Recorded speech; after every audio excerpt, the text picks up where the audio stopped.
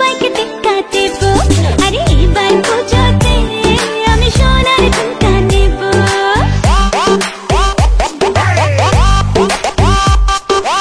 ঝুমকা ঝুমকা সোনার ঝুমকা রাখবো তোমার বায়না গো। সোনার অঙ্গে সোনার গয়না আমি তোমার আয়না গো।